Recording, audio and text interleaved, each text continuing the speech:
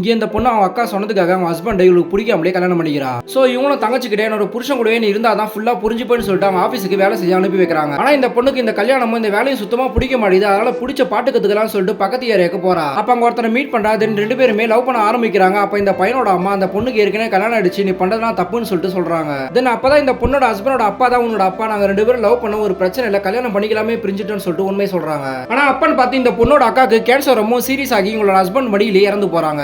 தென் இந்த பாட்டு கத்துக்கிற ஏரியாவில் முஸ்லிம்ஸ் நிறைய பேர் இருக்காங்க, ரொம்பவும் கஷ்டத்தை அனுபவிக்கிறாங்க. சோ அவங்கள பத்தின ஆர்டிகல் எழுதுறதுக்காக அவங்க ஹஸ்பண்ட் கிட்ட கேட்கறாங்க. ஆனா இவங்களோட ஹஸ்பண்ட் ஒரே நாடு ஒரே மக்கள்ன்ற கொள்கையை தான் விரும்புவாரு. சோ இவங்கள பத்தி எழுதுனா பெரிய கலவரமே உண்டாகும்னு சொல்லிட்டு முடியாதுன்னு சொல்றாரு. அப்ப இவனோட அப்பா இந்த பொண்ணுக்காக கல்யாணம் ஆனதுல இருந்து எதுவுமே பண்ணல, இதையாச்சும் பண்ணுன்றாரு. அதை கேட்டதுமே வேற வழி இல்லாம அந்த நியூஸ் பேப்பர்ல அந்த ஆர்டிகலை பத்தி எழுதுறாரு. அதனால பெரிய கலவரமே உண்டாகுது. அப்ப இந்த பொண்ணோட ஹஸ்பண்ட் தான் இதுக்கெல்லாம் காரணம்னு சாவடிக்க போறாங்க. அப்ப இந்த பொண்ணு லவரை சேர்ந்து இவரை காப்பாத்த ட்ரை பண்றாங்க. அப்ப இந்த பொண்ணையும் ஹஸ்பண்டையும் சேர்த்து ட்ரெயின்ல ஏத்தி விட்டுறாரு. அப்ப இவன் அந்த கும்பல் கிட்ட மாட்டி அங்கேயே இறந்து போறான். அப்பதான் ஹஸ்பண்டுக்கு இந்த பொண்ணோட லவர் இவன் தான் தெரிய வருது. சோ இப்போ இந்த பொண்ணுமே அவங்க லவரை நினைச்சுக்கிட்டும் ஹஸ்பண்ட் அவங்க மனைவி நினைச்சுக்கிட்டும் வாழ ஆரம்பிச்சிடுறாங்க.